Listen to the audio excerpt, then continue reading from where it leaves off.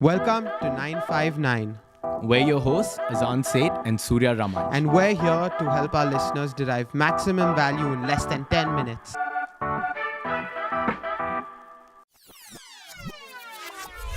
Hi, I'm Yashoda. I'm the CEO of Hubu. Hi, I'm Ria Karaturi. I'm the CTO. So we literally grew up on rose farms our entire life, lived in Ethiopia and Kenya and Bangalore. Fly for like 15, 30 days. What are we doing? Still doing our own deliveries. Like we should be doing it through vendors.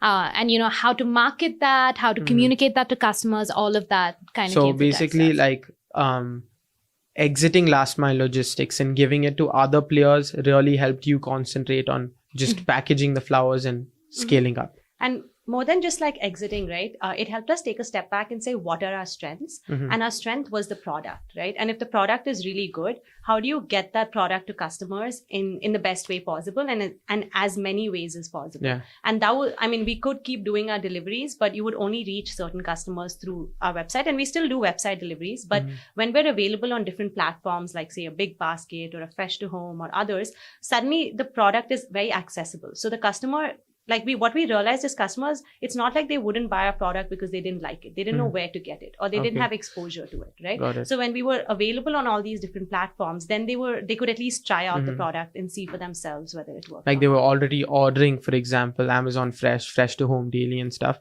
And so now Huvu was just another thing they had to add to their baskets. Exactly. So it made it very convenient for them. Yeah. Got and it. I think for us, subscription was one distribution channel, but we were so married to it at that point until we stepped back and said, it's just a distribution channel. Wow. So how many cities are you in now?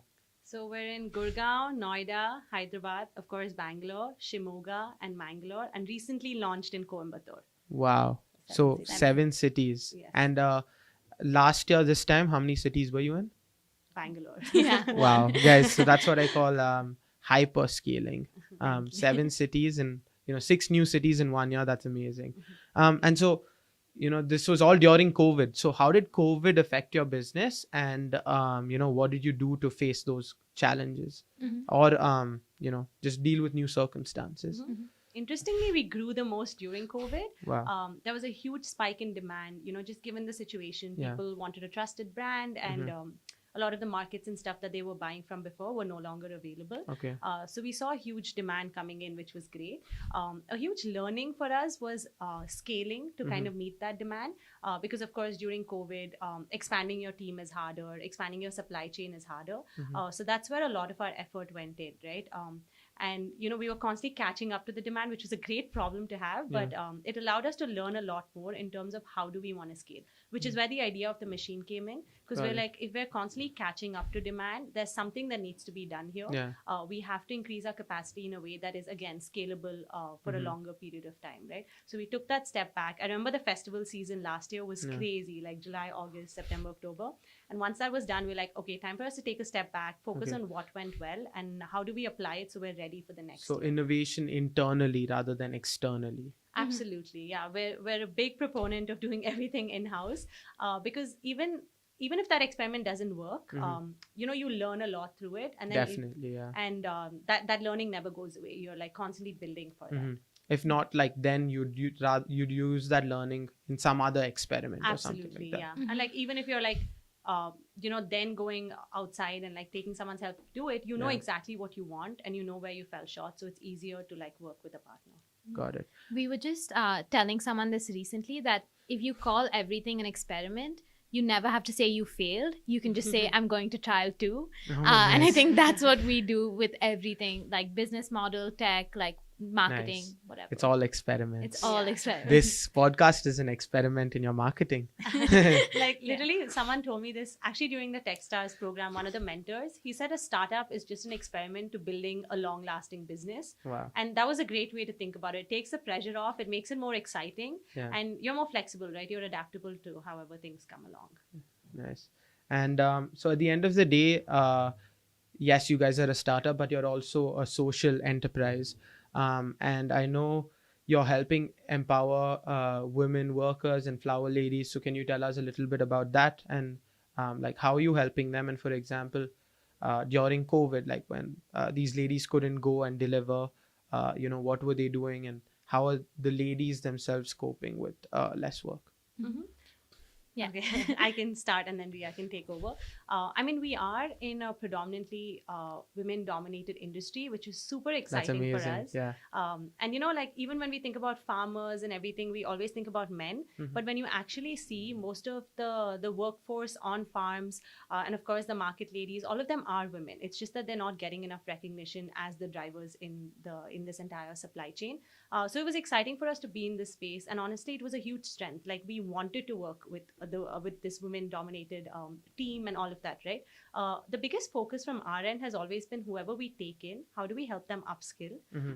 and how do we constantly adapt, right?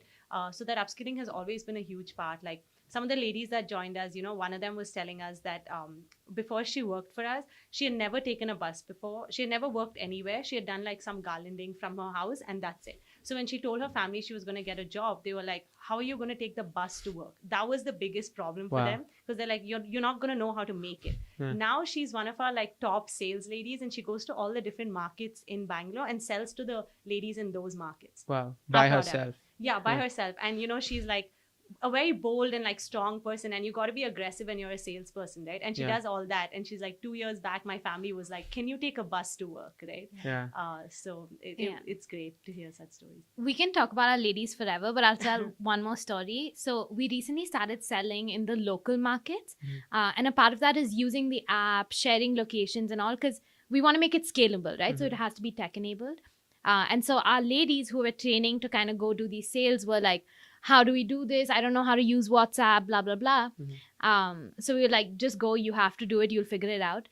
Recently, we were celebrating someone's birthday in the office. I turn around, and this meek lady, like Manju, who's the soft spoken one in our office, who was like, "I don't know how to use a phone," Yeah. all of that stuff.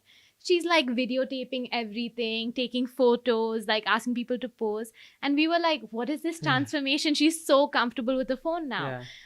And I think that's been so exciting for us as founders, seeing our team grow and take up these new challenges, because we can speak, whatever we want, but they're the ones actually going out there and doing it. And their belief in us, like when we bully them and we're like, "Just go try it," they actually go and try it. Yeah. Right? So they're really our backbone. So and you're- When we started, I think I was telling you this before, Surya, but like when we started, everyone would be like, "Are you in competition with the local flower lady?" And the answer was yes and no. Yes, Yeah. for the very short period when we were setting up the brand, but the longer term like plan was always, this is a huge distribution network that's available, and they're selling flowers, we're selling flowers. We just want to sell a better product to the end customer, right? And if we can do that through these ladies, that's great. I mean, for them and us, right? It's not that we're losing out here. It's a great, opportunity that's available and hasn't been tapped into. So why not, right? If we can provide them a better product, we can provide them that support. We're helping them grow their business and in turn also growing ours, which was so exciting for us. So now, like, post the lockdown and everything, when we started selling to these ladies, I think that was like such an exciting turn for us, because this is something that we've been waiting to build up to for the last 2 years. Yeah, actually, one of our mentors told us, there's so many people going after the kirana shop or going after the delivery boy, but who's going after that basket that the street vendor is selling? And when we're tapping into these flower ladies, that's the basket we're going after. And that's huge real estate, right? Like in Indian distribution channels, that's one of the biggest one. So whether it's flowers or other fresh produce or other puja products, I think, the sky's the limit when it comes to these ladies and what they can do. Wow. Thank you so much, guys. I've learned a lot from the Hoovu team. And thank you again for coming on our show. I heard, Ria, you have a little something for me. Yes. I do. I'll let Yeah. you give it to Surya. So these are our holy colors, Thank which you we so made much. out of fresh flowers. And So these guys, fresh holy colors. yeah. And this is their subscription flowers, which you can order too. In the link below, you'll see all the places that you can order Hoovu Fresh. So thank you so much for joining us today, listeners. And thank you so much for joining us on 959. Thank you so much, Surya. Thank you for having us.